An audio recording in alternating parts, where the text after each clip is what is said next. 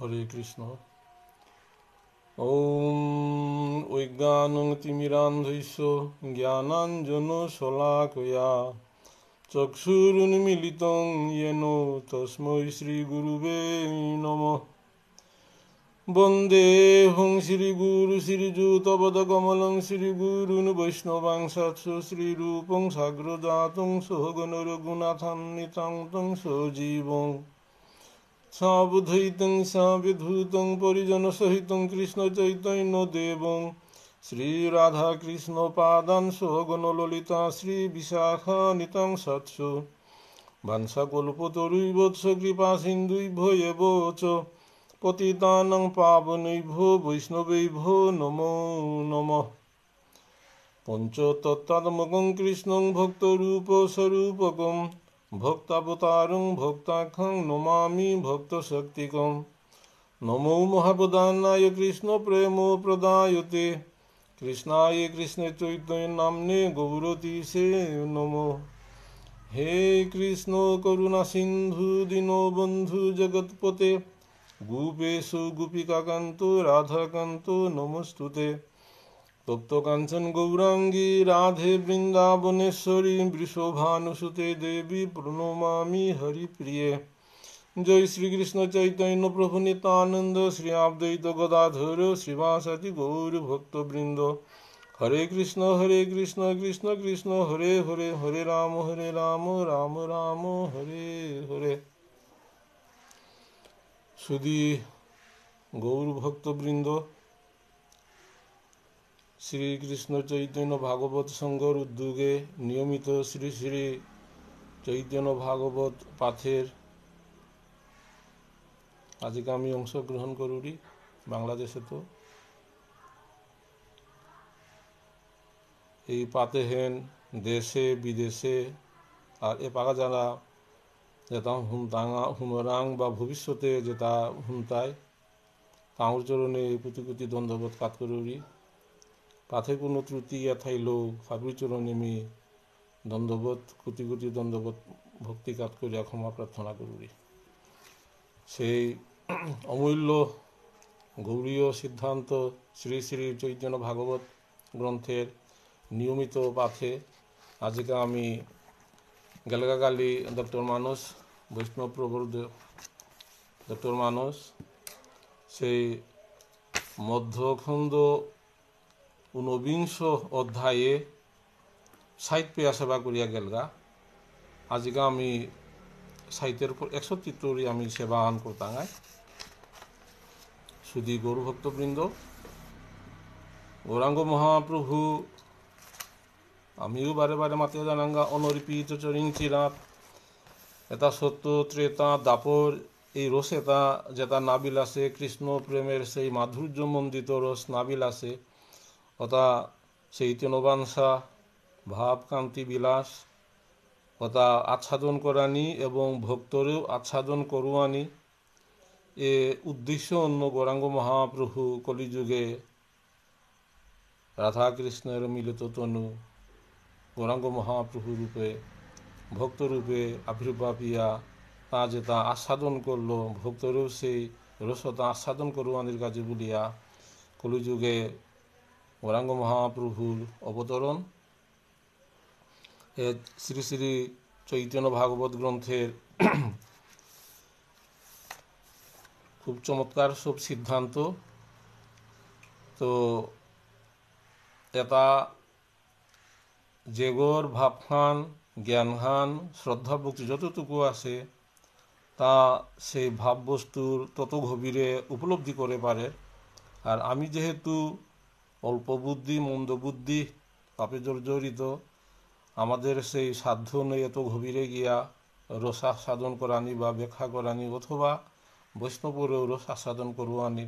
তারপরও আমার হতনা হেন কালিয়াজি তাঙাইগা এই হতনা তুঙ্গ বৈষ্ণব যদি উপকৃত ইয়া থাইলে আমি কৃতার্থ মনে করতাম। গেলগাগালি ডক্টর মানসে সাহিত্য পেয়া মধ্যখণ্ড ঊনবিংশ অধ্যায়ের সাহিত্য পেয়া সেবা করিয়া গেলগা। আমি আর পিছে তুলিয়া রেখি আমি আস্বাদন করতাম।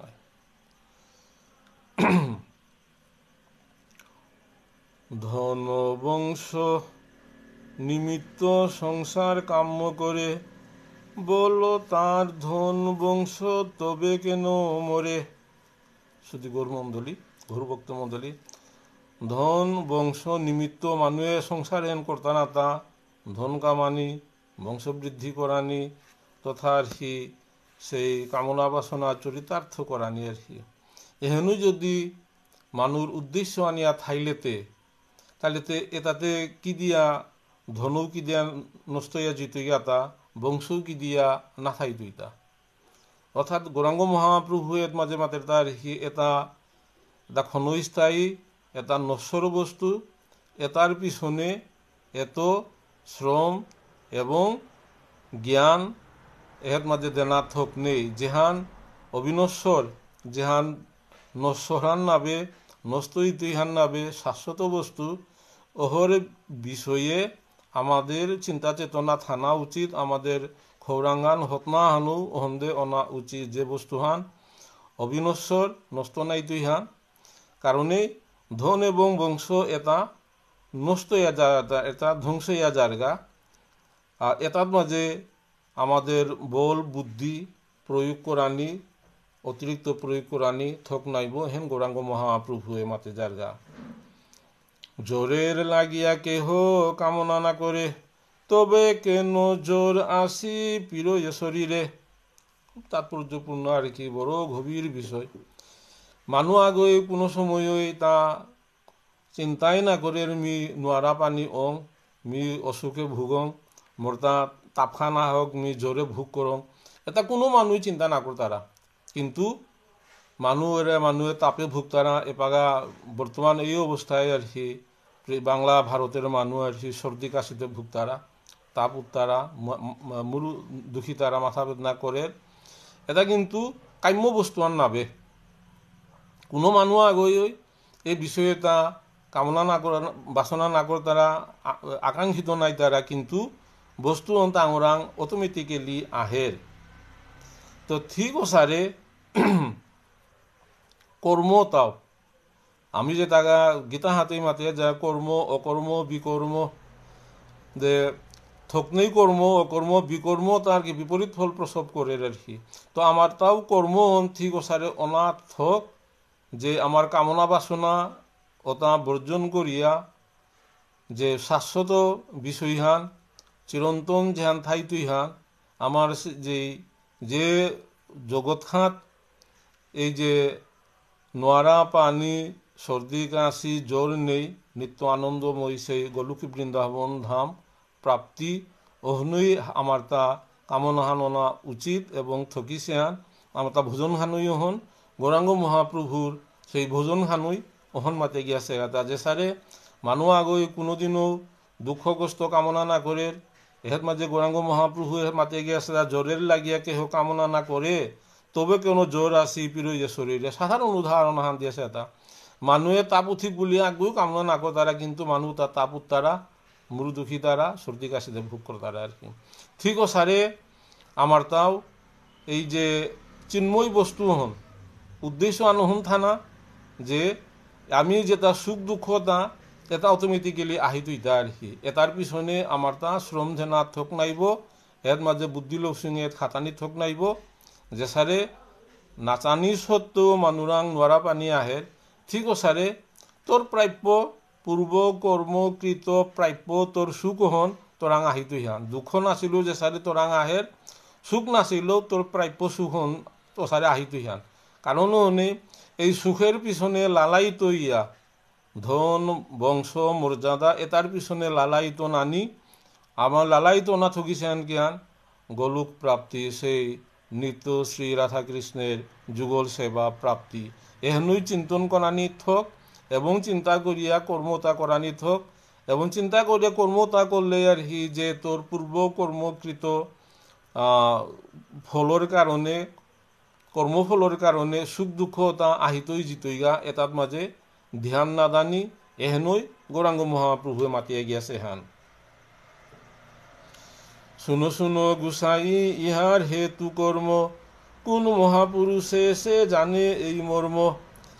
যেগই এরে মর্ম হন হার পাশে, ওগো মহাপুরুষ গৌরাঙ্গ মহাপ্রভু মাদের তা যে এই কর্মের মর্মন হারপাছে গো যে তাৎপর্যপূর্ণ হান যে দুঃখ নাচইলেও মানুষ জীবনে দুঃখ আহে ঠিক সারে সুখ হন কামনা তি নাচইলেও সুখ হন তোর প্রাপ্য সুখ হন আহিত হান কিন্তু অতিরিক্ত সুখ পেইতে গিয়া আস্থা পৃথিবী এর মানুষ তাহাবি সুখের পিছনে লালায়িত ইয়া ধনের পিছনে লালায়িত ইয়া এবং বংশ গৌরব মর্যাদার পিছনে দাবদে দাবদে দুনিয়ার মাঝে যত অশান্তি এবং দুঃখের কারণ হান অতএব কোনো পারা জ্ঞানী আমি মাতিলতা আমাদের স্বভাবহীন মাসিরও সারা স্বভাব হানুনি মাসিতা গীতা মাসিতা মানুষ বহিতা গাহান জেহাত থার ওহত মাসিক বহিতা রাগা মাসির স্বভাব হানুই হন জেহাদ মাঝে গাহান আছে ওহত বহিতা রাতি খেতলেও তে নাম ওহত গিয়া বহি রেগা তো আমার মনের স্বভাবও হনু জেহাদ মাঝে দুঃখ আছে ওহত গিয়া মনে হে নিমে বহিয়া থাইলগা আর কি এই যে কামনা বাসনা দুঃখের হেতুয়া নহন কিন্তু আমার মনখান গিয়া ওই কামনা বাসনাত গিয়া বহিয়া থাইলগা আর কি ঠিক মাসিগরও সারে যে কারণেই গৌরাঙ্গ মহাপ্রভু এবং তার অনুসারী স্বরূপস্বামীয়ে নির্দেশ দেয়া গিয়াছে বিষয়হান যে আমাদের কামনা বাসনা সাধ্যমতো আকাঙ্ক্ষা না করানি যে সারেও নাচইলেও তাবুত তারা মানুষ ঠিক সারে নাচইলেও তোর প্রাপ্য সুকহন ভগবানে অবশ্যই দিতই হান কিন্তু এর অতিরিক্ত কামনা করানি হেতরি পৃথিবীর যাবতীয় দুঃখের উৎপত্তি বেদেও বুঝাই স্বর্গ বলে জনা জনা মূর্খ প্রতি কেবল সে বেদের করুণা এ মূর্খতাই এর মাঝে মূর্খতাই স্বর্গ প্রাপ্তি এটা হাবি স্বর্গ প্রাপ্তি বুলতারা আর কি তো স্বর্গ অন্তে জ্ঞান ক্ষীণে পুণ্যে গতাগতি বপুরে টাকা পয়সা মহান হবারে বেতন কামিয়া রেহি ওটা অন্য কোনো কাম না করিয়া মহান বহিয়া খাপার আনি যে সারে পয়সা কামাবেলিয়া বহিয়া খাবার রাং ঠিক সারে স্বর্গের সুখ হনো মৃত্যুযুগে পুণ্যকর্ম করিয়া ধন সম্পদ করলে পুণ্য কামিলে ওটা গিয়া স্বর্গে গিয়া ভোগ করানি আর ভোগ নমিলেই তের নাম পুণ্য কামানির কাজে বলিয়া পৃথিবীর তের নাম হানি লাগতই হেনি লেতাই আর কি পুনরপি জননং পুনরপি মরণং পুনরপি জননী যথরে শয়নং এ গতাগতি আর কি স্বর্গ মত এ আহানি জানা পুণ্য সঞ্চয় করতেই স্বর্গে গিয়া ভোগ করতেই গা পুণ্য নমিতই তের নাম মরতে আহিতেই এহেতুরি এ চক্র গতুরি মুক্তি ওনার কাজে বলিয়া আমাদের গৌরাঙ্গ মহাপ্রভু মাতিতে আছে গোলক বৃন্দাবন যেখানে নিত্য রাধা কৃষ্ণের মানে যুগল তনু আছে নিত্য সেবা ওহত কোনো জন্ম মৃত্যু নেই এবং ওই নিত্য গোলক বৃন্দাবনে মানুষ নাগিয়া সিগামাহি জীবগণ নাগিয়া সেগামাহি এই যে স্বর্গ মত্ত তারপরে নরক এরপরে মৃত্য এটা আর হি কষ্ট ভোগ করতে হইব নরকে গিয়া সুখ ভুগতে হইব স্বর্গে গিয়া তার নাম মৃত্যুলোকে হানি লাগতই আর কি এ চক্র গো অবিরতভাবে চলিয়া থাইতই গো যতদিন পর্যন্ত জীবগ গোলক বৃন্দাবন প্রাপ্তি নাইছে জেহাদ মাঝে জন্ম মৃত্যু নেই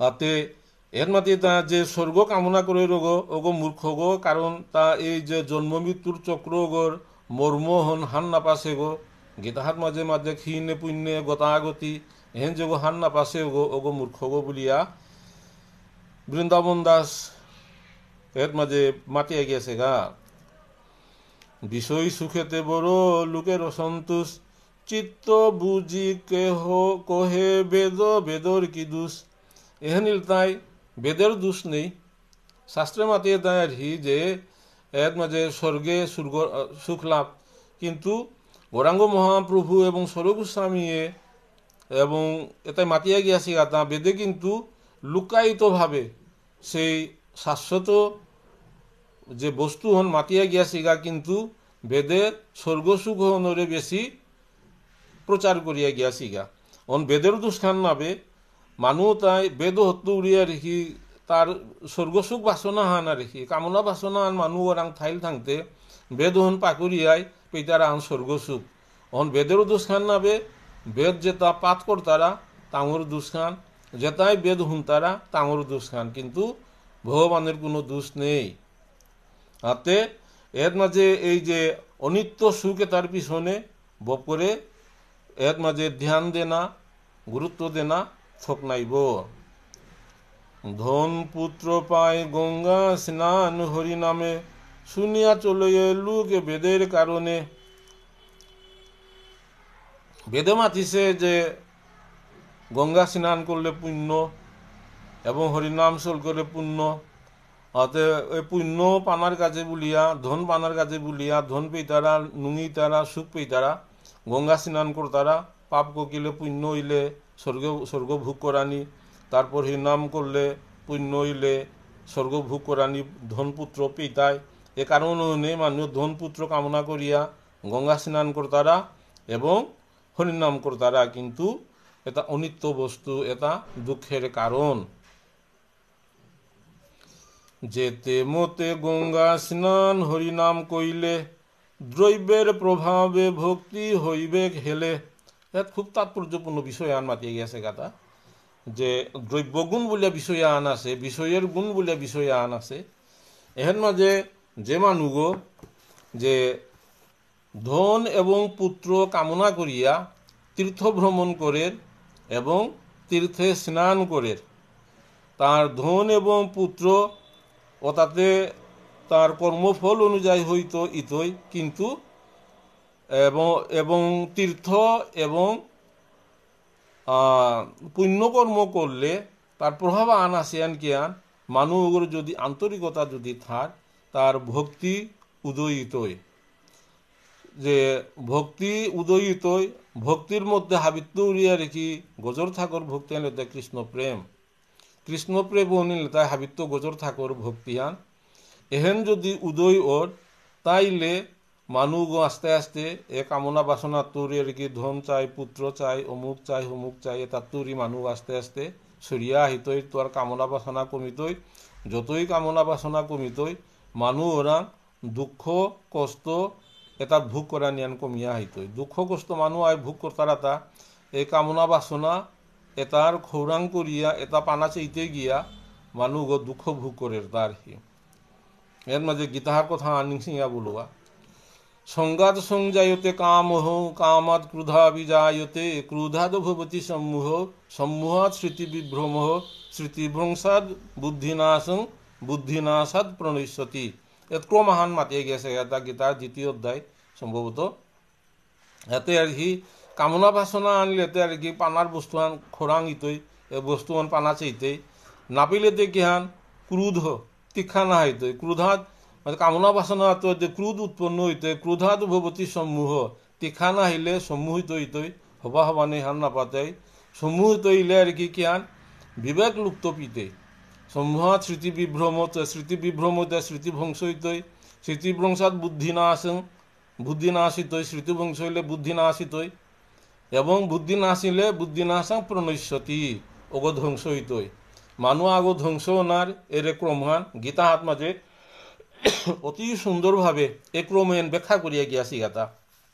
তে এই যে কামনা বাসনা এহতুরি মানুষের হি ধ্বংস হন তাপো তাপো ধ্বংসর দিকে যদি গা কামনা বাসনা আত্মরি আমি যদি নিজরে থেই করে থোয়া পারো না, কৃষ্ণ ভক্তির প্রতি আমার রতি ভক্তি হন খৌরাং পাহান যদি আমি কৃষ্ণ ভক্তির পিছনে আমি লাগা পারো না, ও তাইলে ও জীব গো ও মানুষ গো ও ভক্ত গো ইলেই করে সংসারের যে মানে দুঃখ কষ্ট তৈরি তা সহজে তা মুক্তি পাপারের, যাহার মাঝে তার নোয়ারা পানি কমিত দুঃখ কষ্ট মানে নোয়ারা পানি, তারপরে ধন পুত্র পরিবারে তো যে দুঃখ আহে দুঃখ তারা তাপ্য জিতইগা এবং ওগো দুঃখ ককিলে ভক্তির হন্দে তার ক্রম উন্নতি হইতই, আর ক্রম উন্নতি হইলে ভক্তির প্রতি আরও নিষ্ঠাবানিতই এবং সাধন ভোজনে তার আর কি আরও খোরাং পাহান বাড়তই, আরও বোধ করে সাধন ভোজন করে পারতই। এখানে তাৎপর্যপূর্ণ বিষয় হান। এই বেদ অভিপ্রায় মূর্খ নাহি ভুজে, কৃষ্ণ ভক্তি সারিয়া বিষয় সুখে মজে। বেদের অভিপ্রায় হান ইলাকায় মানুষ কৃষ্ণ ভক্তি প্রদান করানি, শুধু গৌর ভক্তমণ্ডলী আর কি খুব তাৎপর্যপূর্ণ বিষয় হান। শ্রী শ্রী চৈতন্য ভাগবত গ্রন্থের মধ্যখণ্ডে যে খুব সূক্ষ্মাতি সূক্ষ্ম বিষয়তা মানুষের মনের যে ক্রিয়া বিক্রিয়া, মানসিক যে ক্রিয়া বিক্রিয়া আছে খুব সূক্ষ্মভাবে আলোচনা করিয়া গিয়াছিগা। শুনলে খুব করে শুনলে বিষয় তাত্তরি আর কি অনেক শিক্ষা পিতাঙায়। এতে মাত্রতা এই বেদ অভিপ্রায় মূর্খ নাহি বুঝে, কৃষ্ণ ভক্তি সারিয়া বিষয় সুখে মুজে। বেদের অভিপ্রায় হান এন কৃষ্ণ ভক্তি হান, কিন্তু হেন বেদে খুব নিগুড়ভাবে মাতিয়া গিয়াছিগা। কারণ ওনে বেদে স্বর্গসুখ অহন্দে মানুষ বেশি ধাবিত হয়েছি। অহন বেদর দুষ্খান নাবে মানুষ গোর যেগো বেদ পাঠ করতারা, বেদ হুনতারা তাঙর দুষ্খানে। ভালো মন্দ বিচারিয়া বুঝহ গুসাই, কৃষ্ণ ভক্তি ব্যতিরিক্ত আর ভর নাই। ওতায়া হে ভাবক বৈষ্ণব, তেইপাং মানুষ তার উদ্দেশ্য করিয়া মাতিয়েতা গ্রন্থকর্তা বৃন্দাবন দাসে। কৃষ্ণ ভক্তি ব্যতিরেকে, কৃষ্ণ ভক্তি ছাড়া আর কোনো ডাঙর বস্তু নেই, আর কোনো গতি নেই। এই কৃষ্ণ ভক্তি এহেন হারপানি এবং ওহন অনুযায়ী গুরু গ্রহণ করিয়া কৃষ্ণ ভক্তিতে জীবন অতিবাহিত করানি, কর্ম করানি, এহেনই হাবিত্য ডাঙর কামহান এবং ভক্ত আগর জীব আগর উদ্দেশ্য হান, এহেনই পরম উদ্দেশ্য হান। সন্ন্যাসীর লক্ষ্যে শিক্ষা গুরু ভগবান, ভক্তি যুগ কহে বেদ করিয়া প্রমাণ। শিক্ষাগুরুর মাধ্যমে মানুষ, শিক্ষাগুরু দীক্ষা গুরু নিয়ে মানুষ সন্ন্যাস জীবনযাপন করতারা। সন্ন্যাসী গইয়া তা ভক্তি যুগ এহেন অনুশীলন করানি মানুষ অর্থাৎ হোক। ভক্তি যুগ অনুশীলন না করলে ভক্তি নাহিব, এবং ভক্তি যুগের আর কি সর্বোত্তম হইতে কৃষ্ণ প্রেম। কৃষ্ণ প্রেম হন তারা তাপ্য আহিতই। যে কহে চৈতন্য চন্দ্র, সেই সত্য হই, পর নিন্দে পাপী জীব তাহা নাহিলই। এটা চৈতন্য মহাপ্রভু মানুষের শিক্ষা দেতা নবদ্বীপে আহিয়া। এবং পরনিন্দা এটা কিন্তু জীব মানু পরনিন্দা ভক্তির ক্ষতি করে।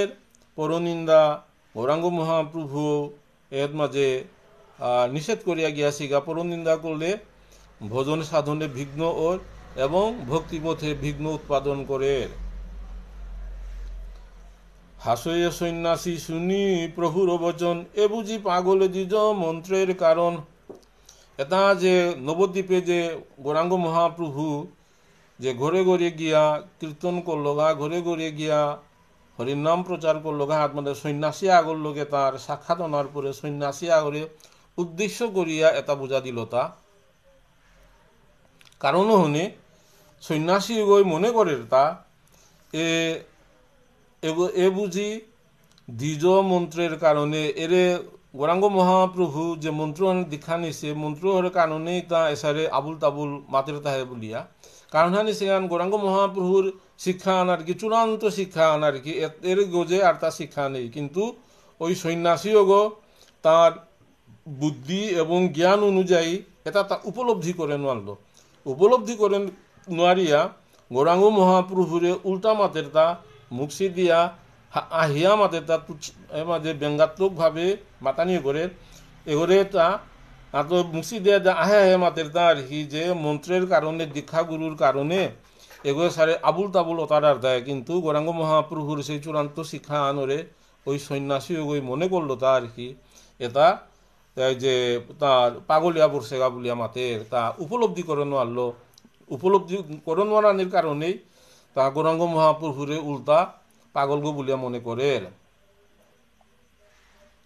হেন বুঝি এইবা সন্ন্যাসী বুদ্ধি দিয়া, লই যায় ব্রাহ্মণ কুমার ভুলাইয়া। সন্ন্যাসী ওই মনে করে তা এই যে ভুল মন্ত্রহান্য দীক্ষা নিয়া তা নিজেও পাগলিছে এবং আর মানুরেও তা ভুলিয়া ভালিয়া তার দলহান বৃদ্ধি করে বলিয়া সেই সন্ন্যাসী গোর অনুমান হান। সন্ন্যাসী বলয়ে হেন কাল সে হইল, শিশুর অগ্রেতে আমি কিছু না জানিল।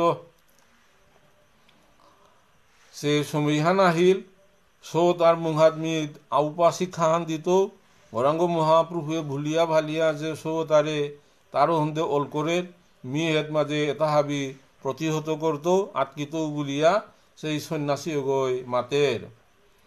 আমি করিলাম যে পৃথিবী পর্যটন অযোধ্যা মথুরা মায়া বদরিকাশ্রম। সেই সন্ন্যাসী গই মাতের তা নিজের অহংকার করিয়া মাতের তা মি যে অযোধ্যা মথুরা মায়া বদরিকাশ্রম গুজরাট কাশী গয়া বিজয়নগরী এটা হাবি তীর্থ পর্যটন করিয়া তীর্থে স্নান করিয়া রেখি এটা হাবি জ্ঞান আহরণ করিয়া মি জ্ঞান হারপাসু এহাত্তো আর তা জিংপাতা নাবে এরে নদিয়ার যে গৌরাঙ্গ নিমাই বুলতানা যে বিশ্বম্ভর তা যে শিক্ষা দে রহন এন থকনেই শিক্ষান এটা দিয়া কানা নাইব তা যে তা মানুরে শিক্ষা দিয়া তারও হন্দে অলকরের ও তার আমি আটকিত বলিয়া সন্ন্যাসী গই মনে মনে মাতের। সিংহলে গেলাম আমি যতই আসে পুরী আমি না জানিল ভালো মন্দ হইও কায়। এটাবার আমি সিংহলেও গিয়াই লুগা আর যত পুরী আছে ওটা হাবিত গিয়া সুগা মি হবা ভবানী তাহান না পিলু এই বিশ্বম্ভর তথা নবদ্বীপের নিমাই এটা মরাংত জিঙে হারপিল তা তার বিদ্যার অহংকার তীর্থ প্রয়োজনের অহংকার অহংকার পতনের মূল এ কারণ হলে এই যে সন্ন্যাসী তা গৌরাঙ্গ মহাপ্রভুরান্ত যে চূড়ান্ত শিক্ষা পানা থকিছিল সেই শিক্ষা আত্মরিতা বঞ্চিত ইল তা নিজরে অহংকারে মত্ত ইয়া বিষয়বস্তুর গভীরতা উপলব্ধি করে নোয়ারল। হাসি বলে নিত্যানন্দ শুনহ গুসাই শিশু সঙ্গে তোমার বিচারে কার্য নাহি। আগেই যে মাতলো যে এগো শিশুগো বিশ্বম্বর তথা নিমাই শিশুগো এগোর লগে তোর কার্য নেই তা নিত্যানন্দ প্রভু হারপিল এবং সন্ন্যাসীগণ মানসিকতা হান কানুন হনে নিত্যানন্দ প্রভুয়ে মাতের তা যে সন্ন্যাসী ওরে আর কি যে এগো শিশুগো বিশ্বম্বর নিমাই এগো শিশুগো তার লগে তর্ক করিয়া লাভ নাইব ওতাইয়া তি তোর বিচার মতো তি তোর কার্য কর বলিয়া এর মাঝে হাদিত মাঝে নিত্যানন্দ প্রভু হমিয়া সেই সন্ন্যাসী ওরে কথা হান মাতল। আমি সে জানিয়ে ভালো তোমার মহিমা আমারে দেখিয়া তুমি সব করো ক্ষমা। গৌরাঙ্গ মহাপ্রভুর সেই অতুলনীয় শিক্ষা আনরে যে বা ভুল বুঝলো অত মাঝে সন্ন্যাসী গৈতিক ছবির নিত্যানন্দ প্রভু মাতের দাঁড় কি তি সন্ন্যাসী ওরে ভুল না বুঝি তি ভুল করিয়া থাইলেও আমি ক্ষমা প্রার্থনা করুরি ওতাই এতি ধ্যান হবা হান কর বলিয়া নিত্যানন্দ প্রভু গৌরাঙ্গ মহাপ্রভু এবং সন্ন্যাসী দুয়োগীর কথোপকথনের বিতরগত মাঝে এ কথা আন সন্ন্যাসী ওরে মাতল নিত্যানন্দ প্রভুয়ে। আপনার শ্লাঘা শুনি সন্ন্যাসী সন্তোষ ভিক্ষা করিবারে যাদ বলো এ হরিষে সন্তোষে বলো এ হরিষে।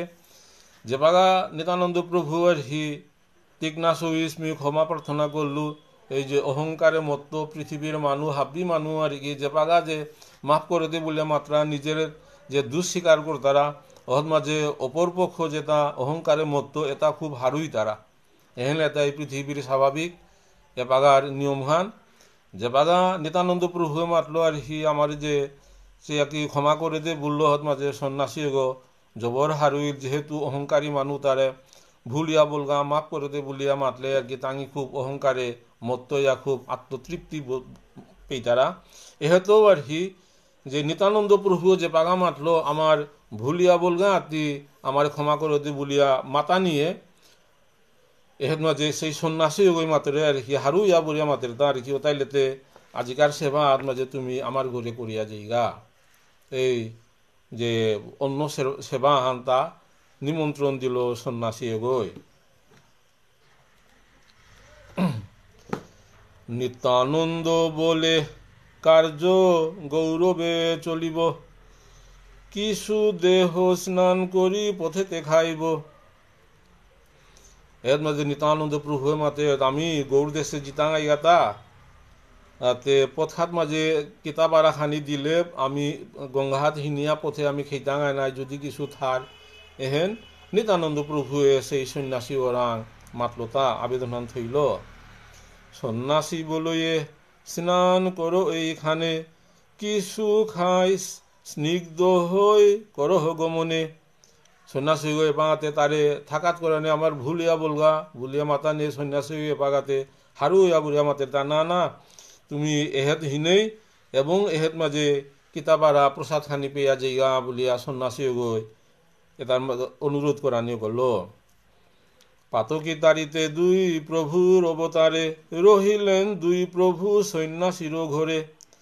সে গৌরাঙ্গ মহাপ্রভু নিত্যানন্দ প্রভু পৃথিবীর পতিত মানুষ তারে উদ্ধার করিক বলিয়া আহিতা, পাতকীয় তারে উদ্ধার করিক বলিয়া আহিতা। এটা বারা সন্ন্যাসী ওরেও কিসারে উদ্ধার করে পারবান এ চিন্তা হান্ন তাঙিও তার ঘরে সেই ভিক্ষা প্রসাদ পানার নিমন্ত্রণ হন গ্রহণ করলা। জাহ্নবীর মজ্জনে গুচিল পথশ্রম, ফলাহার করিতে বসিলা দুইজন। জাহ্নবী তথা যমুনা মাঝে গঙ্গার মাঝে হিনিয়া আঙি নিত্যানন্দ প্রভু গৌরাঙ্গ মহাপ্রভু সেই তীর্থ পর্যটন করিয়া যে ক্লান্তি হান আছিল, সেই ক্লান্তি কষ্ট হন গঙ্গাহাত হিনিয়া মুক্ত ইলা, গাড়ি গো মনহান ফ্রেশ ইলা, হারু হারু ইলা আহিয়া সেই সন্ন্যাসী ওরাং ফলাহার করাত মাঝে বহিলা, সেই প্রসাদতা ফলাহার প্রসাদ পানাত বহিলা। দুগ্ধ আম্র পনসাদি করিয়া কৃষ্ণ সাত, শেষে খায়ে দুই প্রভু সন্ন্যাসী সাক্ষাৎ। সন্ন্যাসী ওরে শিক্ষা দেনা তথা জগৎবাসী কলিযুগের মানুষও শিক্ষা দেনার কাজে বলে গৌরাঙ্গ মহাপ্রভু নিত্যানন্দ প্রভু এই শিক্ষা আনি তারা এটা বারা সন্ন্যাসী ওগর গড়েও তাঙ্গি সেই ভিক্ষার বার্তন গ্রহণ করিয়া সেই ফলমূল প্রসাদ পেইতারা। প্রসাদতে কিহান করলা, প্রথমে গোবিন্দরাং নিবেদন করলা সেই সন্ন্যাসী ওগর মুংহাত, সেই শিক্ষা আনি তারা গোবিন্দরাং নিবেদন করিয়া সেই প্রসাদতা আর কি গুরুরাং নিবেদন করিয়া নিজে পেইলা। বামপথী সন্ন্যাসী মদিরা পান করে, নিত্যানন্দ প্রতি তাহা কহে থারে থারে। এগুলো দেয় বামপথী সন্ন্যাসী গো, বামপথী সন্ন্যাসী গো, সন্ন্যাসী তার মধ্যে বামপথী বলে সন্ন্যাসী তা আসি, এটাও কিন্তু সন্ন্যাসী এইটা তাঙ্গি মদিরা পান করতারা, মদ পান করতারা।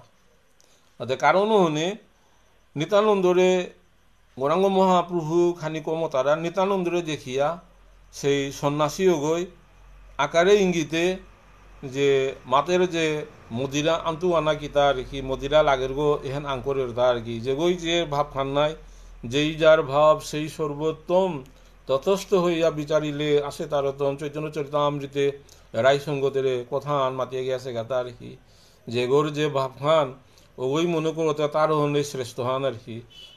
যে সন্ন্যাসী ও খালকরের তারও সারে তাঙিও সারে তা বলিয়া তার মদিরা আনানি তাঙিতে মদিরা পান করতারা। কারণ নেই নিত্যানন্দ প্রভুরে মাতে তা মদিরা আনানি লাগতই দানা কিতা বলিয়া আকার ইঙ্গিতে মাতের।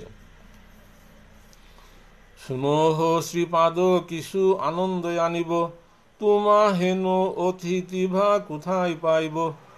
সেই আদানুলম্বিত ভুজ গৌরাঙ্গ মহাপ্রভু নিত্যানন্দ প্রভু আর কি অপূর্ব সেই সৌম্য সেই মূর্তিও গো দেখিয়া আর কি যে কোনো মানুষ আগই বিমোহিত অনাথ এর যে পাগা নিত্যানন্দ যে পাগা ক্ষমা প্রার্থনা করল হত মাঝে সন্ন্যাসী গো আরও বেশি বিমোহিত ইয়া বলগা, রূফান দেখা বিমোহিত ইল গোস হত মাঝে সে দীনতা দৈন্যতা এহেন দেখিয়া তাও জবর হারু ইয়া বলগা, এটারে সে সেবা করানির কাজে কি সারে সন্তুষ্ট করে পারানি এহেন চেষ্টা করে তা। কারণও হনে তা অতিথি সেবাহান আর কি পূর্ণ সেবাহান তা মদিরা পান। কারণ হনে তা মদিরা আনানির কাজে বলিয়া বারে বারে নিত্যানন্দ প্রভুরে মাতানি করল। দেশান্তর ফিরি নিত্যানন্দ সব জানে, মদ্যপ সন্ন্যাসী হেন জানিলেন মনে।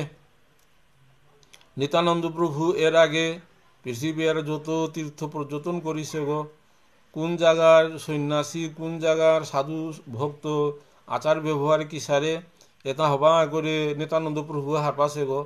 এবং সন্ন্যাসী গোর কথাবার্তা শুনিয়া নিত্যানন্দ প্রভু লেপুর যে এটা মদ্যপ সন্ন্যাসী মদিরা পান তারা সন্ন্যাসী হে বলিয়া হাঁপিল।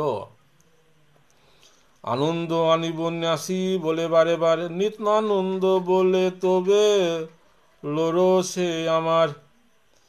নিত্যানন্দ প্রভুরে মাতের তা যে আনন্দ আনিব মানে আর হি মদিরা পান করতে মানুষের চাইতে দেহ মধ্যে মত্ত ইয়া যে জাগতিক দুঃখ কষ্ট জ্বালা যন্ত্রণা ভুলিয়া থাই তারা মদিরা পান করলে, অন্য ও সন্ন্যাসীও তাই টাঙিয়ে তারে আনন্দ বল তারা ওটা আনলে আর হি আনন্দ এটা হাবি পাহুরিয়া থানায় করে আনন্দে থানায় করে। গৌরাঙ্গ মহাপ্রভু এবং নিত্যানন্দ প্রভুরেও তা খাওয়ানির কাজে বলে যে বাগা চাইল, নিত্যানন্দ প্রভুয়ে হারপিল যে এটা মদিরা আনানির কাজে মাতের তাহে। দেখিয়া দুহার রূপ মদন সমান, সন্ন্যাসীর পত্নী চাহে জুড়িয়া ধ্যান। এখান থেকে কি হানিছে সন্ন্যাসী হতেইছে কিন্তু তার পত্নী আছে, গৃহিণীও আছে। গৃহিণীও গই ভিতরে থাইয়া সে নিত্যানন্দ প্রভু এবং গৌরাঙ্গ মহাপ্রভুর সেই সৌম্য আদা অনুলম্বিত সেই দেহ দেখিয়া সেই দেহ মুগ্ধ মনে ভিতরে থাইয়া থাইয়া সেই সন্ন্যাসীর পত্নী স্ত্রীও সেই পান করি সেই গৌরাঙ্গ মহাপ্রভু নিত্যানন্দর প্রভুর সেই চেহারা হান এবং ধ্যান করি তাঙ্গিদয়গির চেহারা হান। সন্ন্যাসীরে নিষেধ করো এ তার নারী, ভুজনে তো কেন তুমি বিরোধ আচরি।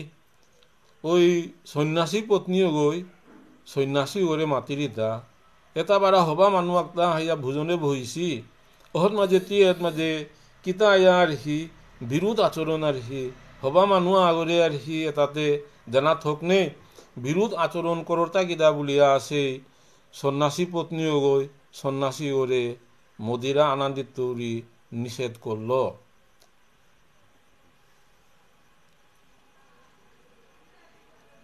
প্রভু বলে কি আনন্দ বলে সন্ন্যাসী, নিত্যানন্দ বলে মদিরা হেনবাসী। খুব তাৎপর্যপূর্ণ রসিকতাপূর্ণ রসিক ও তাৎপর্যপূর্ণ বিষয় গৌরাঙ্গ মহাপ্রভু আঙ্করের তা নিত্যানন্দপুরে এই যে আনন্দ পান করে আনন্দ বলে মাতে আনন্দ বস্তু কি আনথাং বলিয়া গৌরাঙ্গ মহাপ্রভু নিত্যানন্দরে আঙ্করের এবং নিত্যানন্দ মাতের দা ঋষি এটা মদিরা তারে আনন্দ বুল তারা সাত বলিয়া উত্তরহান দিল গৌরাঙ্গ মহাপ্রভুরে। বিষ্ণু বিষ্ণু স্মরণ করো এ বিশ্বম্ভর, আচমন করি প্রভু চলিলা সত্তর। মদিরা শব্দ শুনিয়া গৌরাঙ্গ মহাপ্রভু বিষ্ণু বিষ্ণু সল করিয়া আর হি নাংহান হুললেও পাপ বলিয়া আচমন করল। আচমন করিয়া বিষ্ণু বিষ্ণু সল করিয়া তরি উঠিয়া সালুইল। দুই প্রভু চঞ্চল গঙ্গায় ঝাঁপ দিয়া, চলিলা আচর্য গৃহে গঙ্গায় ভাঙ্গিয়া। গৌরাঙ্গ মহাপ্রভু নিত্যানন্দ প্রভু গঙ্গাহাত মাঝে ফান্দিলা, গঙ্গাহাত মাঝে হাতুরা হাতুরা সে গঙ্গাহান পারিয়া গেলাগা। স্ত্রৈণ মদ্যপের প্রভু অনুগ্রহ করে, নিন্দক বেদান্তি যদি তথাপি সংহারে। সে স্ত্রৈণ এবং মদ্যপ সন্ন্যাসী যেটা সন্ন্যাসী আগরা হাবিত তো খারাপ জিনিস খান। স্ত্রৈণ স্ত্রীর বশীভূত না এতো মদ পান করানি মদিরা পান করানি আর কি এ দুটা কিন্তু শাস্ত্রে খুব নিষিদ্ধ বিষয়। এটা কিন্তু সন্ন্যাসী ওরাং আছে, এই সন্ন্যাসী গড়ে এটা শিক্ষা দিয়া এবং বেদান্ত নিন্দক বেদ নিন্দা করতারা তারও এটারেও আর কি বেদের দোহাই যে এটা করতারা তা এটারে সংহার করিয়া তার যে বেদে তা মাতের বেদে তা করের বলিয়া বেদের উদাহরণ দিয়া মদ্যপান করতারা জীবহত্যা করতারা আর হি এটারও সংবরণ করানি বাধা নানার কাজে গৌরাঙ্গ মহাপ্রভু নিত্যানন্দ প্রভু আহিতা সারি করিয়াছে সন্ন্যাসী এবং সন্ন্যাসী স্ত্রী ওরে উদ্ধার করিয়া টাঙি গেলাগা। নাসি হইয়া মদ্যপিয়ে স্ত্রী সঙ্গ আচরে, তথাপি ঠাকুর গেলা তাহার মন্দিরে। খুব আশ্চর্যজনক কথা হান যে সন্ন্যাসী গো এবং স্ত্রী সঙ্গ করের এরপরে মদিরা পান করে এসারে জাগা হাত মাঝে কোনো হবা মানুহ আগো গিয়াও না নেই নাবুজিতার আগা কিন্তু গৌরাঙ্গ মহাপ্রভু নিত্যানন্দ প্রভু এগিরও উদ্ধার করানি থকিতই কারণ এটাই পতিত পাবন গৌর হরি এটা হাবিরে উদ্ধার করানির কাজে বলি আহিছে গো কারণও নেই এটা হারপা হারপাও তাঁরে উদ্ধার করানির কাজে বলিয়া গৌরাঙ্গ মহাপ্রভু নিত্যানন্দ প্রভু সেই মদিরা পান করে স্ত্রৈন সন্ন্যাসী গৌর ঘরে সেই সেবাহান গ্রহণ করলা বাক্য কইলা প্রভু শিখাইল ধর্ম বিশ্রাম করিয়া কইলা ভোজনের কর্ম মাঝে বাক্য অবাক্য কথাবার্তা চলি সন্ন্যাসী গল্লকে গৌরাঙ্গ মহাপ্রভুর এবং গৌরাঙ্গ মহাপ্রভু যেটা মাতানি থুগিছিল তা শিক্ষা দিল মাতল মাতারির পরে আর হি মাঝে ভোজন করিয়া ধর্ম শিক্ষা দিয়া আহিয়া হেন্দে বিশ্রাম করলাগা ভোজন করিয়া বিশ্রাম করলাগা না হই এ জন্মে ভালো হইবে আরো জন্মে সবে নিন্দকের নাহি ভাসে ভালো মর্মে গৌরাঙ্গ মহাপ্রভু মাতের দা যে আমার লোকে যে সঙ্গহান করলো এ সঙ্গের প্রভাব থাইতই এ মাপকে তার যদি মুক্তি নাইলো আর কি আর এক মাপকা হাতে এই যে গৌরাঙ্গ মহাপ্রভু নিত্যানন্দ প্রভুর সঙ্গ লাভের পুণ্যর কারণে আর এক মাপকা হাত গিয়া তা ইলই লইকের হবা মাপকা হাত উজ্জিত ইগা যেহা তা সাধন ভোজনে অগ্রসর করে পারতই দেখা নাহি পাই যত অভক্ত সন্ন্যাসী তার সাক্ষী যতেক সন্ন্যাসী কাশীবাসী এর উদাহরণ হান গৌরাঙ্গ মহাপ্রভু কাশীত গাইলগা কাশী হত মাঝে আসিওতা আর কি হাবি শৈব এবং গৌরাঙ্গ মহাপ্রভু কাশীত গিয়াও কাশীর যে সন্ন্যাসী তাই গৌরাঙ্গ মহাপ্রভুর দেখা না পাসি কিন্তু এর মাঝে নবদ্বীপে থাইয়া এ সন্ন্যাসীও দেখা পেল আর কি তার কত বড় ভাগ্য আতে কাশীত সন্ন্যাসীও অভক্ত সন্ন্যাসীও তাও তাই দেখা না পি তারা আর কি কিন্তু নবদ্বীপের যে সন্ন্যাসীও দেখা পইল তার নিশ্চয় এর তার কোনো পূর্ণ কর্ম আহান করিছে যার কারণেই গৌরাঙ্গ মহাপ্রভু তারে কৃপা আহান করে দিল শেষ খন্দে যখনে চলিলা প্রভু কাশী শুনিলে কাশীবাসী যতেক সন্ন্যাসী গৌরাঙ্গ মহাপ্রভু যে পাগা কাশীত গেলগা অহত মাঝে কাশীর আসিলা হাব্বি সন্ন্যাসী এহেন আবি শুনলা যে নবদ্বীপ তৌরি নোয়া সন্ন্যাসী আগো আহিছে এহেন হাবি খবর পেইলা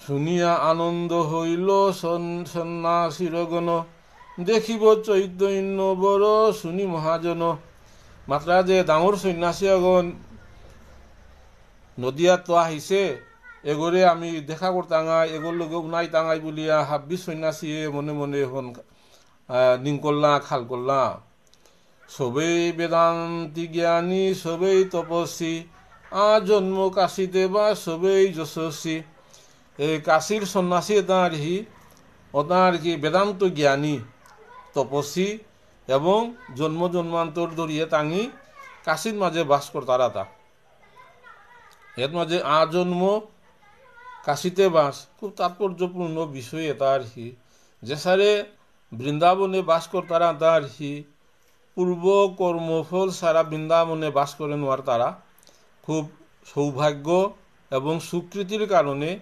বৃন্দাবন বাস করতারা ঠিক সারে কাশীতেও ধামাহান মাঝে বাস করানি হন পূর্ব কর্মের পুণ্যর ফলে অরহান এর মাঝে যে কাশীর সন্ন্যাসীতা পূর্বকর্মে হবা কর্ম করিছি বলিয়া তাঙি কাশীত মাঝে জন্মগ্রহণ করেছি এবং কাশীত মাঝে বসবাস করিয়া সাধন ভোজন করতারা তা কিন্তু তা বেদান্ত জ্ঞানী তাদের জ্ঞানের অভাবে বেদান্ত জ্ঞানী বেদান্ত সেই কৃষ্ণ ভক্তি নাহের তর্কশাস্ত্র বেদান্ত শাস্ত্র এর মাঝে ভক্তি খুব কম কিন্তু কাশীবাসী আজন্ম কাশীবাসী তার কিন্তু গুণাহান্তে অবশ্যই আছে তা কারণও নেই তাঙি নিজেরও মনে করতারা তা আমি জন্মোত্তরী কাশীত বাস করো না এই অহংকার হেন তা ওনাং কিন্তু আসিল হেন সবেই যশস্বী আর কি যে কাশীর পণ্ডিত কাশীর সন্ন্যাসী এছাড়া বিষয় আন আসিল তা এক দুষে সকল গুণের গেল শক্তি, পড়াই বেদান্ত না বাখানে বিষ্ণু ভক্তি। এই যে অহংকার, আমি জন্ম জন্মান্তর আমি কাশিত বাস করে রাং, এই অহংকারে হেনে তাঙর যত গুণ আছে ও তাহা বিলুপ্ত হইয়া বলগা। গুণতা বিলুপ্ত নার কারণে বিষ্ণু ভক্তি তাঙরাং নাহিল, বেদ বাগা দিয়েও তাঙরাং বিষ্ণু ভক্তি জাগ্রত নাই। নানি হন এতে তাঙি বেদান্ত জ্ঞানী হতে পারে, কিন্তু ভক্তি তাঙর হন নেইল তাঙর অহংকারের কারণে। অন্তর্যামী গৌর সিংহ ইহা সব জানে, গিয়াও কাশিতে না দিলা দর্শনে। গৌরাঙ্গ মহাপ্রভু কাশিত গেলগা, অহংকারী কাশীর সন্ন্যাসী, কারণ হনে গৌরাঙ্গ মহাপ্রভু কাশীর সন্ন্যাসী তারে তা দর্শন নাতলো, তারে দেখা দেনার সুযোগ নাতলো। কিন্তু হেন্দে নবদ্বীপে এই যে স্ত্রৈণ মদিরা পানে আসক্ত সন্ন্যাসী ওরও কিন্তু কৃপা করল, কাশীর সন্ন্যাসী তারেও গৌরাঙ্গ মহাপ্রভুয়ে কৃপা না করল। রামচন্দ্রপুরীর মথেতে লুকাইয়া রহিলেন 2 মাস বারাণসী গিয়া। সেই কাশীর বারাণসীতে গিয়া রামচন্দ্রপুরীর মাথে আর হি দিমাহা গৌরাঙ্গ মহাপ্রভু আসিল। অহত মাঝে তার যেটা কোরআনি থকিছিল, একান্ত তার শিষ্য দুগা আগো যে তারে শিক্ষা দেনা থকিছিল, ও তারে শিক্ষা দিয়া আর যে তার যশস্বী সন্ন্যাসী অহংকারী সন্ন্যাসী তারে দর্শন না দিয়া গৌরাঙ্গ মহাপ্রভু দিমাহা কাশী থায়া এরপরে আংশিলিয়া আহিল। বিশ্বরূপ খৌরের দিবস 2 আসে, লুকাইয়া চলিলা দেখো এ কেহ পাশে। বিশ্বরূপ খৌর বলতে আর কি তার মাঝে কাশীর মাঝে খৌর কর্তারা দিনাহান আছে আর কি, ডাঙর করে কর্তারা হান আর কি। ওহর 2 দিন আগে তা গৌরাঙ্গ মহাপ্রভু কাশীর তৌরি লুকিয়া আহিল। পাশে শুনিলেন সব সন্ন্যাসীর গণ, চলিলেন চৈতন্য নহিল দর্শন। আগে শুনলাতা যে নদিয়ার তৌরিহাত মাঝে নাম করা সন্ন্যাসী আগ আহিতই বা আহিছে, কিন্তু এরপরে খবর পেলাতা যে সন্ন্যাসী ও গিয়া বলগা, যে বিশ্বরূপ ক্ষৌরকর্ম এটা বড় ডাঙর অনুষ্ঠানের 2 দিন আগে তা গিয়া পড়ছে গা। এহেন শুনিয়া সেই সন্ন্যাসী তা নুঙি নাপিলা, দর্শন নাপিলা, নুঙি নাপিলা। সর্ববুদ্ধি হরিলে এক নিন্দা পাপ, পাশেও কাহার চিত্তে না জন্মিল তাপ। এই যে নিন্দুক এটা নিন্দা করলে আর কি হাব্বি পাপ যত গুণ আছে অগরান্ত হাবি বিলুপ্ত ইয়া বলে গা। তাঁর এই যে অহংকার এবং আর মানুষের হি যে নিন্দা করানি, বেদান্ত জ্ঞানী ও তাই অন্য মথুর মানুষ তারা হেয় করতারা, নিন্দা করতারা, কারণ নেই এই নিন্দা এবং অহংকারের কারণে পাপের হাব্বি লুপ পেল। পাপের কারণও নেই গৌরাঙ্গ মহাপ্রভু তাঙর লোকে দেখা না করিয়া তা আংশিলিয়া আহিল। আরো বলে আমরা সকল পূর্বাশ্রমী, আমা শোভা সম্ভাসিয়া বিনা গেলা কেনি। আমি আগে তো পূর্বাশ্রম আমার মানে পূর্বের আশ্রম আর কি, আমি গৃহস্থতা নাবে আমি সন্ন্যাসী আহেদ মাঝে আসিতা, আমারে দেখা না করিয়া কি দিয়া গেলগাতা বলিয়া হাবিয়েই মাতানি করলা কাশীর সন্ন্যাসী হাবিয়ে। 2 দিন লাগি কেন সধর্ম সারিয়া, কেনে গেলা বিশ্বরূপ গোখৌর লঙ্ঘিয়া। এটা বারা ডাঙর অনুষ্ঠান হান, বিশ্বরূপ খৌর দিন ডাঙর অনুষ্ঠান হান। এহেন বাদ দিয়া কিতাইয়া গেলগাতা বলিয়া সেই কাশীর সন্ন্যাসী তাই মাতানি করলা।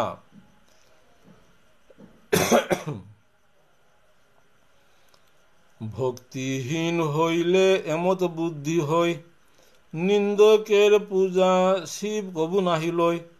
নিন্দা করতারার এসারে বুদ্ধি অর্থা নিন্দা মানুষের নিন্দা করতারা তার বুদ্ধিভ্রষ্ট হইয়া পড়তারা গা। আর বুদ্ধিভ্রষ্ট হইয়া বলে গা ওগরেও শিব পূজা করিয়া শিবও ওই পূজা তা গ্রহণ না করে। কাশীন কিন্তু বিশ্বনাথ মন্দির বিশ্বনাথ মহাদেবের সেই ভূমিহান, কাশী বিশ্বনাথ ধামহান, মহাদেবের ধামহান, কিন্তু নিন্দা করলেও মহাদেব কিন্তু ওই ভক্ত করে গ্রহণ না করে। কাশীতে যে পর নিন্দে সে শিবের দ্বন্দ্ব, শিব অপরাধে বিষ্ণু নহে তারও বন্ধ। কৃষ্ণ কাশীর মাঝে হাব্বি শাস্ত্রের মাত্র হানা রেখি মানুষের নিন্দা করানি থোক নেই। নিন্দা করলে কিন্তু মানুষ আরে নিন্দা করলে মানুষ আর যত গুণ আছে আর কি হাব্বি ক্ষয় প্রাপ্ত ওর। তাতে এর মাঝে কাশির থায়া যেটা নিন্দা করতারা এটা হাব্বি ক্ষয় প্রাপ্ত ওনার কারণে পুণ্য ক্ষয় ওনার কারণে তা বিষ্ণু ভক্তি নাহিল। বিষ্ণু ভক্তি নাহা নিয়ে মহাদেব কিন্তু ওতার সেই পূজাটাও মহাদেবে সেই কাশী বিশ্বনাথ মহাদেব আঙর পূজাটা গ্রহণ না করে, যেটা বিষ্ণু ভক্ত বিষ্ণু ভক্তি নেই এই কাশীর সেই সন্ন্যাসীও তারা বিষ্ণু ভক্তি নেই আর কি, শুধু বেদান্ত জ্ঞানী। সবার করিব গৌর সুন্দর উদ্ধার, ব্যতিরিক্ত বৈষ্ণব নিন্দক দুরাচার। গৌরাঙ্গ মহাপ্রভুর মাতের তার হি পৃথিবী তাহিও তার হি হাব্বিরও উদ্ধার করত, কিন্তু বৈষ্ণব নিন্দুকের আমি কোনোদিনও ক্ষমা না করি। যার জন্য হাব্বি শাস্ত্রের মাতের তার হি বৈষ্ণব নিন্দা হেন হাবির তো ডাঙর অপরাধ হান, বৈষ্ণব অপরাধ যাহাতে নেও না। বৈষ্ণবের নিন্দা আর কি বৈষ্ণব অপরাধ নাম অপরাধ যে অপরাধে তা অপরাধ শূন্য হইয়া ভোজন করানি, সাধ্যমতো হাবির চেষ্টা করানি যে অপরাধ শূন্য হইয়া ভোজন করানি এবং বিষ্ণু নিন্দা না করানি, তারপরে বৈষ্ণব নিন্দা না করানি। এটাই ভোজনের অয়াকখ এটা নিন্দা না করে পারলেই ভোজনে গৌরাঙ্গ মহাপ্রভু ভোজন তা যেটা ভোজন করতারা তা গৌরাঙ্গ মহাপ্রভু ও তারে কৃপা করে ভোজনে মানুষ তা তাপক তার ভোজনে অগ্রসের ইয়া পারতারা। মধ্যপের ঘরে কইলা সিনানু ভোজন, নিন্দক বেদান্তি না পাইল দর্শন। নবদ্বীপে সেই মদিরাপান এবং স্ত্রৈন সন্ন্যাসী গড়ে ভোজন করল, কিন্তু কাশীতে গিয়া গৌরাঙ্গ মহাপ্রভু নিন্দুক বৈষ্ণব নিন্দুক সেই সন্ন্যাসীও তাহাবিরে বঞ্চিত করল। এহলে তাই গৌরাঙ্গ মহাপ্রভুর শিক্ষাহান এই শিক্ষা তোর আমার তা শিক্ষা পানা উচিত এবং সেই সরগোস্বামীর পথ এবং মত লিয়া ভোজন সার্থক করতে গেলে গা আমার তা নাম অপরাধ বৈষ্ণব অপরাধ এটা পরিহার করানি থকিতই। শুধু গৌর ভক্তমণ্ডলী আচ্ছা চৈতন্যের দ্বন্দ্বে যার চিত্তে নাহি ভয়, জন্মে জন্মে সেই জীব যমদ্বন্দ্ব হই। গৌরাঙ্গ মহাপ্রভুর দ্বন্দ্ব তা শাস্তি এহেন চিন্তা না করতা না আগতে জন্ম জন্মান্তর সে জমে দ্বন্দ্ব দিতই গো। এত বৈষ্ণব অপরাধ তারপরে নাম অপরাধ যেটা করতারা তাই গৌরাঙ্গ মহাপ্রভুর তারে আমাদের দ্বন্দ্বদের আর ওখান দিয়ে গিয়া জমে গিয়া তারে সে চিরদিন নরক যন্ত্রণায় তারে শাসন করে কষ্ট দের আর কি। এহেন লেতায় গৌরাঙ্গ মহাপ্রভুর সেই চরম শিক্ষা হান বৈষ্ণব নিন্দা না করানি, নাম অপরাধ না করানি, বৈষ্ণবর পদে অপরাধ না করানি। অতাইলে আর কি আমি সেই ভোজনে ক্রমে উন্নতি লাভ করে পারতাঙায়। শুধু গৌরভক্ত মণ্ডলী আমি এর মাঝে পাঠে বিশ্রাম দিতামায়। আজিকা শ্রী শ্রী চৈতন্য ভাগবত গ্রন্থের মধ্যখণ্ড ঊনবিংশ অধ্যায়ে 61 করিয়া 115 পর্যন্ত আজিকা পাঠ করলাম। পরবর্তী আগামী শনিবারে পরম বৈষ্ণব অনিল রাজকুমার সেবান করিয়া জিতইগা অতায় আর হি যেগই ঝিয়ার থায়া এই গ্রন্থ সেবা এহেন হুন্তারা এবং শ্রীকৃষ্ণ চৈতন্য ভাগবত সেই সংঘগর উদ্যোগে যে এই সেবা আন চলিয়া যায়গা গ্রন্থ সেবা আন চলিয়া যায়গা এর কারণে সংঘ লেগে জড়িত হাবিরে আমি দ্বন্দ্ববোধ কুটি কুটি দ্বন্দ্ববোধ কাত করি যেগই এপাগা হুনরাং বা ভবিষ্যৎ হুনতাঙায় তাঙর চরণে উমি কুটি কুটি ভক্তি কাত করিয়া আজিকার মতো এহেত পাত আমি বিশ্রাম দিতাঙায় আর কি। জয় শ্রীকৃষ্ণ চৈতন্য প্রভু নিত্যানন্দ, জয় অদ্বৈত গদাধর শ্রীবাসাদি গৌর ভক্তবৃন্দ। হরে কৃষ্ণ কৃষ্ণ কৃষ্ণ হরে হরে, হরে রাম রাম রাম হরে হরে। নিরন্তরে নরে ডাকো শ্রী রাধা গোবিন্দ হরে কৃষ্ণ।